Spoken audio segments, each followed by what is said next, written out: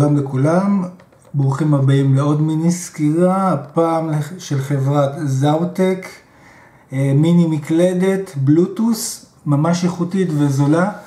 זו הגרסה בשפה העברית עם תמיכה במקשים בעברית. גרסה קודמת סקרתי שיש לה רק אנגלית, יש כמובן רוסית גם כן, גרסה בשפה הרוסית.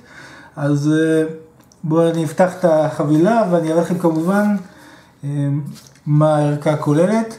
בואו נתחיל מגב המכשיר. הדגם הוא ZW51012BT-1, גרסה HE, צבע שחור, מקלדת ממש שווה, ואני בדקתי אותה, מאוד איכותית. אז בואו נפתח פה את מה שצריך.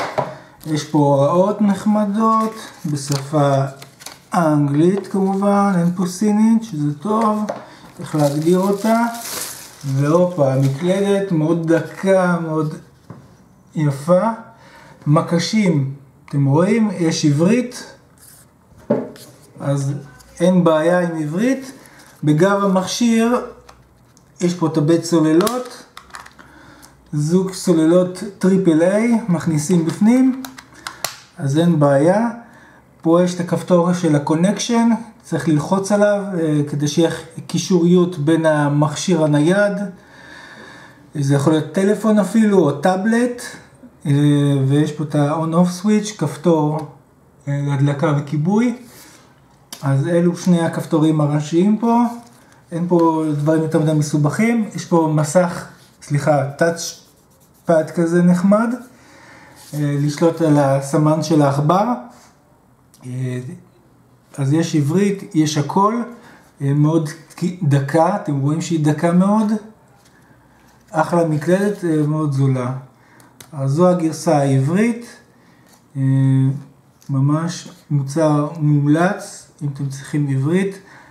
בעיקרון אני הייתי משתמש במוצר הזה עם קופסאות אנדרואיד, אבל לפי דעתי יותר מומלץ לאנשים שיש להם טאבלט עם אנדרואיד, יעבוד יופי, או לא רק אנדרואיד, יכול לעבוד גם החלונות 8, אז אין בעיה.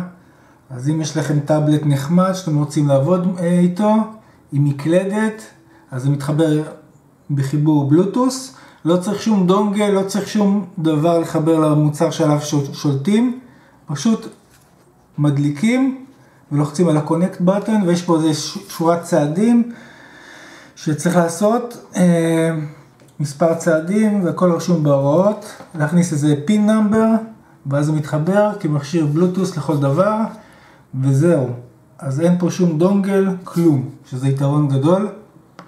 אז אני מקווה שנהניתם מהמיני סקירה קצרה / אנבוקסינג של המקלדת של זאוטק, ותודה רבה שצפיתם, ולהתראות next time. ביי.